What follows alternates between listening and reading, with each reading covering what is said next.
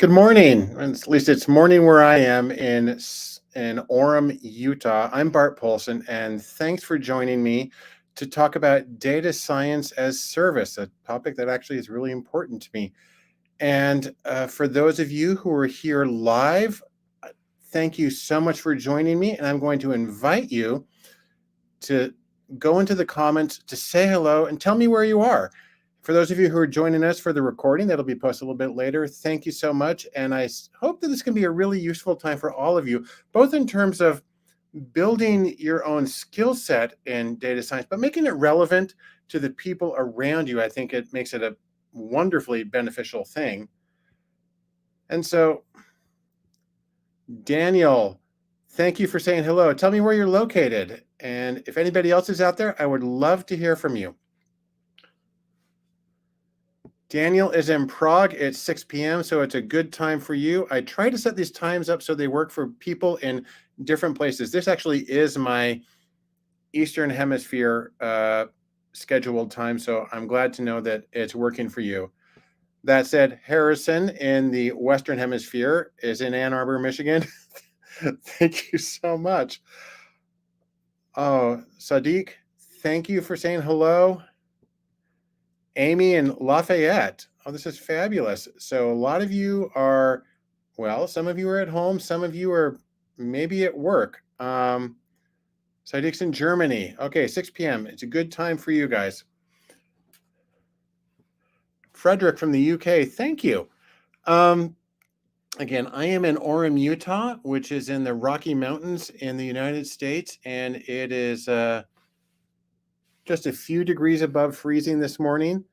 And I still have a few bike races left in the cyclocross season. So we'll see how it goes when it's wet and it's snowy out there, but I'm looking forward to it. Anyhow, thank you so much for coming. And what I want to talk about today is a little bit about service. I have an event that I have run 3.5 times, and it's called the Data Charrette. And if you go to datacharrette.org, it'll redirect you to my website, and you'll be able to find information about that. I'll show this again later.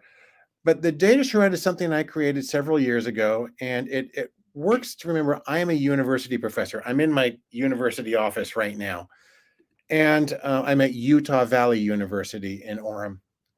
And I decided to create an event so that people with an interest in data could get involved with their community. And it's run a little bit like a hackathon, if you're familiar with those from the programming world. The idea is, with the Charrette, is that we find some local nonprofits, usually nonprofits, who have some data but don't know how to work with it, don't know how to use it to further their goals. And then over the course of 1 or 2 days, we get a bunch of volunteers and spend all day or all of 2 days working with their data and trying to answer specific operational questions. So not just like what's in the data, but if the group comes to us and say, we want to know this, then that works best. So for instance, in the data charrettes that we have done here, oh, by the way, the word charrette, it's a French word, and it means a small cart. And it's a term that is used to refer to creative activity under extreme time pressure. It's curiously, the term is used a lot in planning, meaning like city planning, architectural planning, something like that. But it does come originally from the art world, where it talks about people finishing their paintings while standing on the cart that is taking the painting to the show. So trying to get it done in the last possible minute. And again, it's the same idea as a hackathon. It refers to creative activity, in this case, creative data activity under extreme time pressure. And so what we have done is we would partner with these local nonprofits. They would have some data. And mind you, it was usually very small data sets that were usually in spreadsheets. Sometimes, and only in one case, did they have something, well, once they had something other in a spreadsheet, they had pieces of paper, and we had to work with their pieces of paper and show them how to use a Google Sheet and how to create a data entry form. So their volunteers were no longer writing things on pieces of paper. In one case, we had a group that had Salesforce, the CRM. And in that case, we only needed to use enough Salesforce to pull out two tables and then do a join on those tables and put them together into a spreadsheet, which people then worked with. It's not complicated data. I mean, really, if I were to say this, most of the projects we've done require only basic technical skills. But we take this data and then we answer an operational question. It turns out that so often with data, the hard part is not how do you do it? How do you make the computer do this or that? But what does it mean and what do you do about it? In fact, I'll say that right here. What does the data mean? And what do the organizations do as a result of it? So, for example, um, the most cut and dry question that we had was with one organization, and I'm pointing to the south of Utah County. The Springville Museum of Art came to us with a question that was simply, should we continue to be open on Sundays? A lot of people in Utah County don't go out to places on Sundays. And really, all we had to do was take their data, which had been gathered by a person sitting at a desk, hitting a little clicker as people came into the gallery. And we put that into a spreadsheet and did a pivot table and pivoted by days of the week and weeks of the month. And from that, we were able to see that their attendance was, it was lower overall on Sundays, but it really was because one Sunday a month they had events, performances, and that people came to the evening performance, but they did not come to the collection, the art collection inside the gallery. And so we were able to tell them, keep the outside open for performances, but you don't need to have the inside galleries open on those days. People aren't there for that. Consequently, they closed the galleries on Sundays, saving them a fair amount of time and money, but still able to serve the people who came. Obviously, they were open on the other days of the week, so they could keep working with those people. But the people who came for the performances on Sunday, they were still able to get what they wanted, but without the extra cost of having the galleries open. So that was a very simple operational question. That said, it took a day and a half to get the data ready for analysis, and then a few hours to do the analysis and figure out that really was it. For two other organizations, their main questions had to do with their donors and how to identify potential donors. One of them gave us the data in a small spreadsheet, and it involved just making a pivot table and saying, this is where you found your donors who gave the largest amount. Now, this one was a tiny organization. They had like a 10-foot by 10-foot office with one person working in it. But we were able to identify, this is how you have connected with your biggest donors. And we ran into the guy a month later, and he was literally in tears saying that by following that advice, he had gotten their largest donation ever. For all I know, that largest donation ever was $1,000, but it was more than that they were accustomed to. The other one where they gave us the data in Salesforce, it was a database of donors, and it was a database of students who had participated in the after-school media programs that they had created.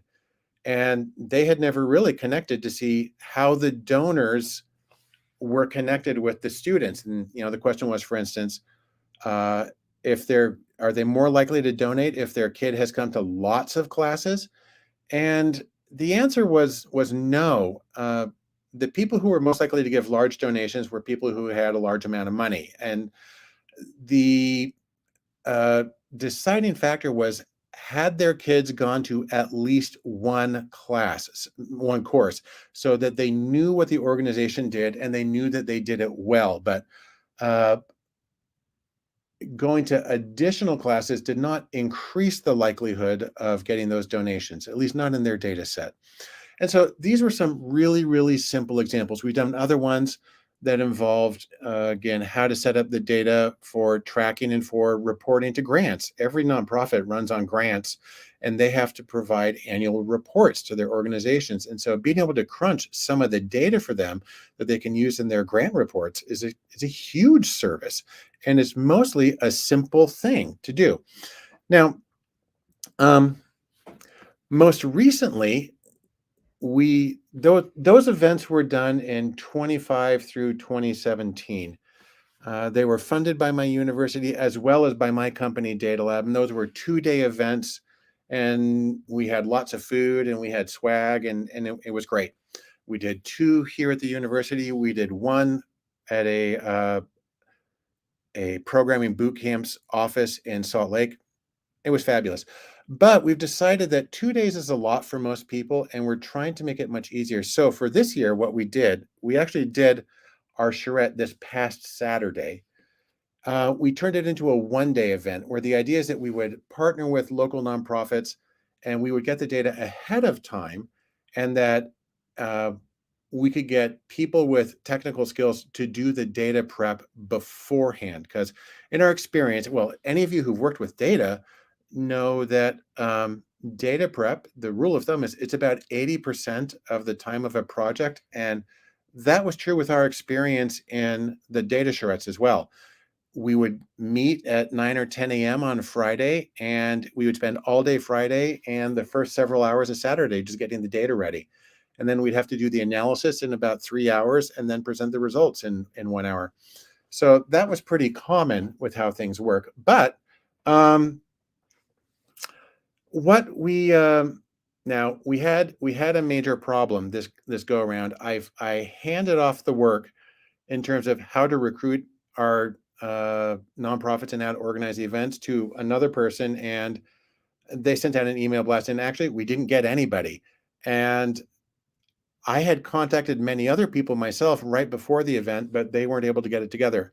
However, I did get expressions of interest for the event that we're doing in March. And so what we did at the Data Charrette was we simply gathered data from Google Trends that would be useful to these nonprofits who expressed interest in participating in the future. So we're trying to get a leg up.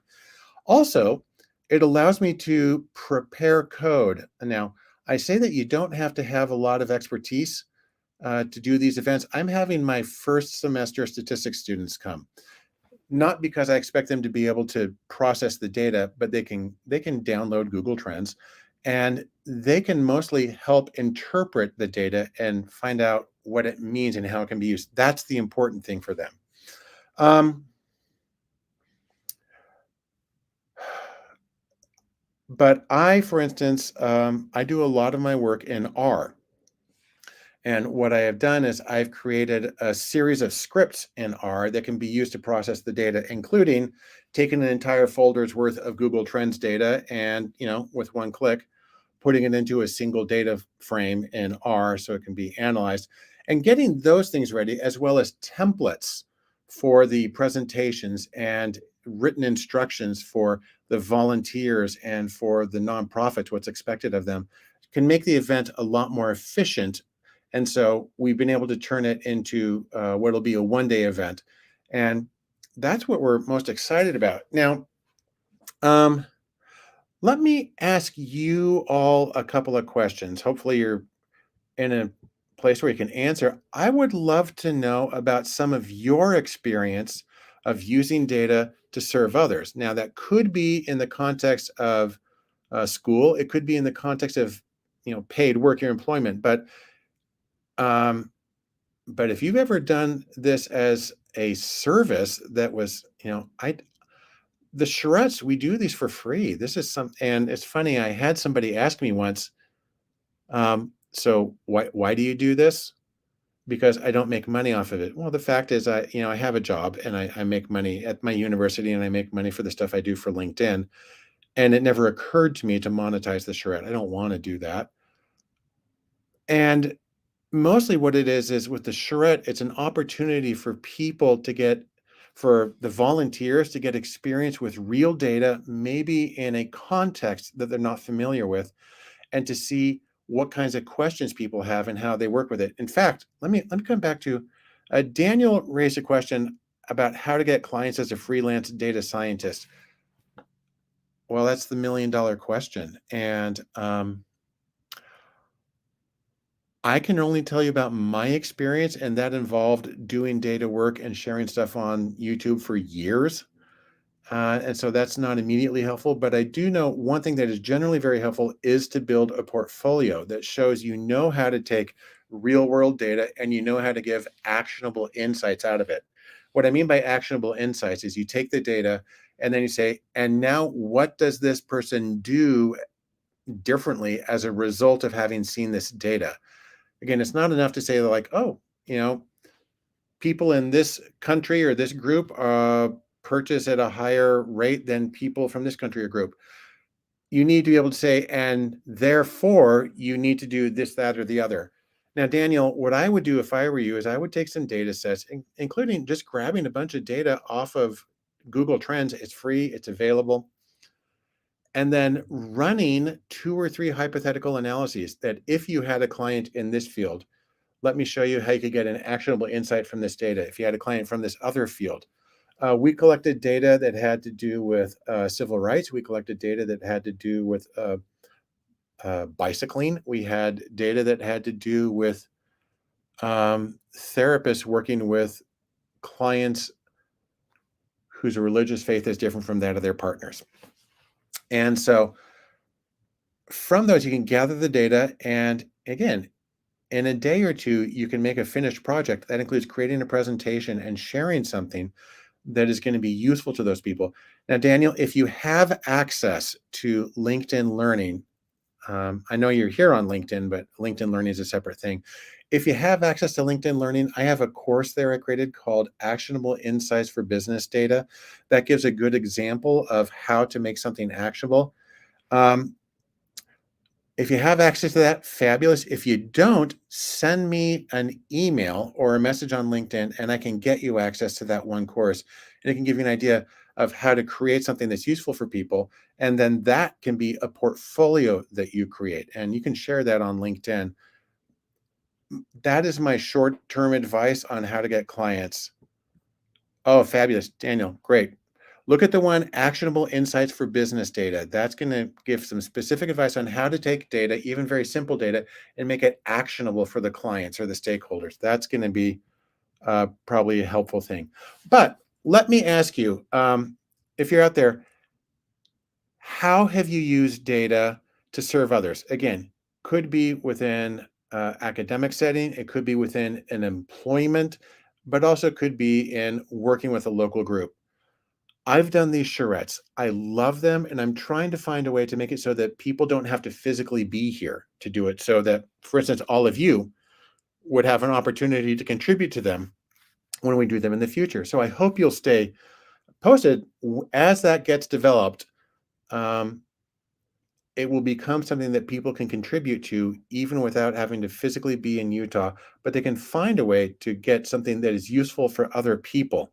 Um, Christian says, in my opinion, the hidden data and open data, same with processing technology background, others use this data in economy, NGO, education, incubation.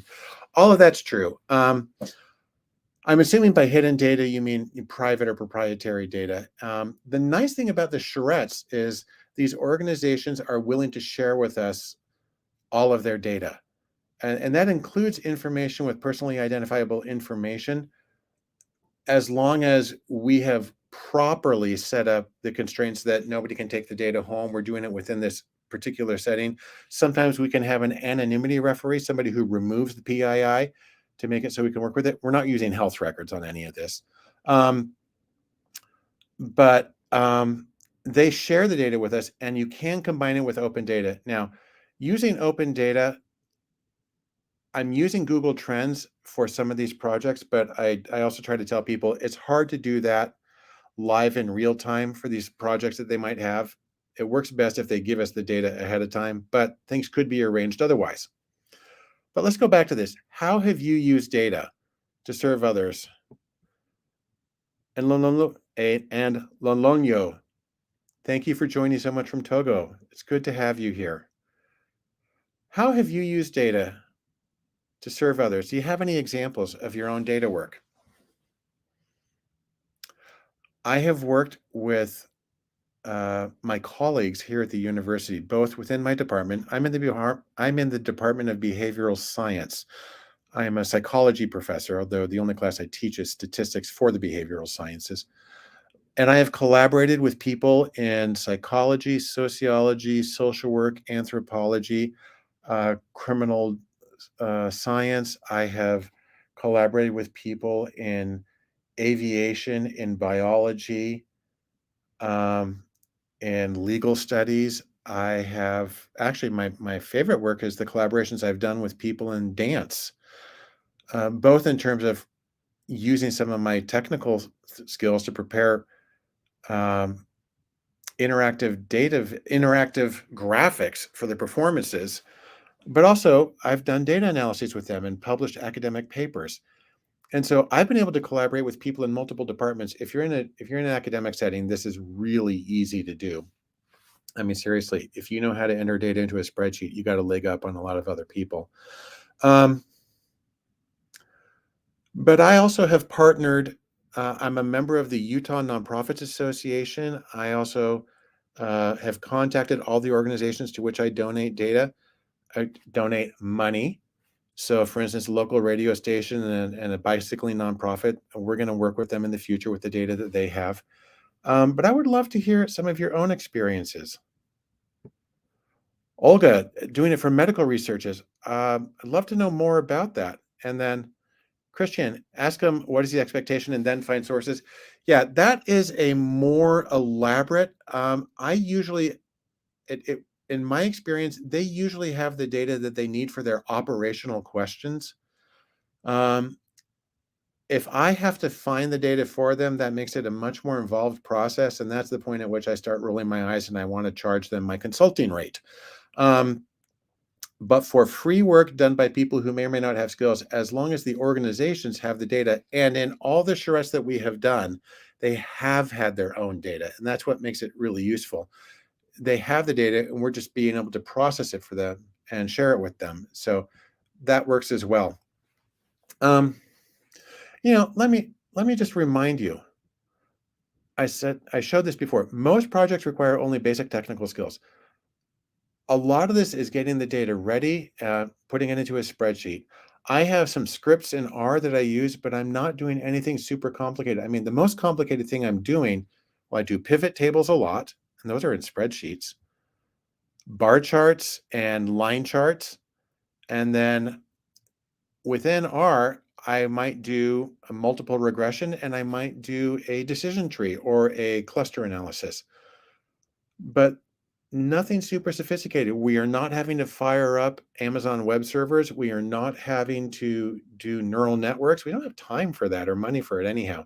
Most of the stuff is really simple. Most of it can be done even in a spreadsheet with bar charts and line charts and pivot tables. Again, the point here is a lot of times they have the data and the data is pretty simple to put together, but the question you need a small amount of technical skills to make it happen, but more than anything, the real question that they have is what do the data mean and what do they, the organization, the people who gave you the data, what do they do about it?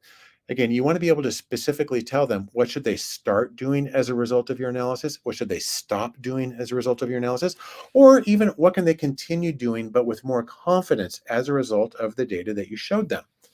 And there's a lot of opportunities to do things there. And so, if any of you have examples about your own work, I would love to hear them, could share them with others. But also, I can tell you again, if you stay connected with me on LinkedIn, which I assume is how, looks like that's basically how everybody found me was through LinkedIn this time around, even though we do these video office hours on Facebook and YouTube as well. Um, But let me just remind you, write down datacharrette.org. By the way, charrette here is spelled with two R's and two T's. Datacharrette.org.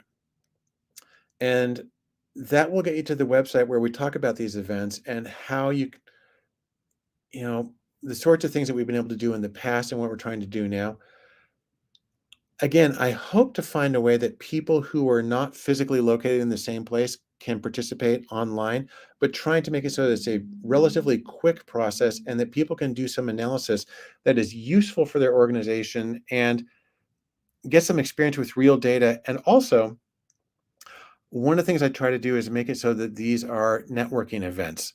And by that, I mean, I like to have the people who are at the event connect on LinkedIn.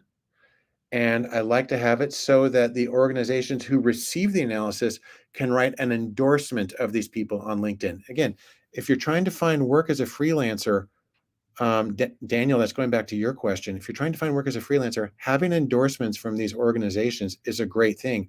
And sometimes that can be the payment that you get. I will do this analysis for you. I can spend 12 hours on it, but I need a connection and an endorsement on LinkedIn. And that's an easy thing for them to do because most nonprofits don't have any money. Um, and so it really is kind of a win-win situation. So that's the basic idea of what I'm doing with these events, trying to find ways to find people, usually nonprofits, but they could also be any other group. It's easy to work with small businesses. Large organizations tend to have their own analytical staff. And so they don't necessarily need it, but small organizations, that's small businesses, maybe schools or small colleges, and of course nonprofits or non-governmental organizations, again, that are large enough to have some data, which doesn't require very much, but do not have full-time analysts on their staff. You can find a way to serve them. It gives you experience with the real data. It helps you find ways to frame actionable insights on operational questions for them, and it gets you a new connection, a new place to reach out. Anyhow, I think that that is a good place to wrap up what we've done today. I invite you to connect with me on LinkedIn, and I invite you to follow datacharrette.org, and hopefully I can find a way that all of you can contribute in the future. And again, both to build up your skill set and to find a way to take the really valuable skills that you have and put them in practice, really making the world a better place. And with that, folks, thank you so much for joining me today, and I look forward to hearing from you again in the future. Bye bye.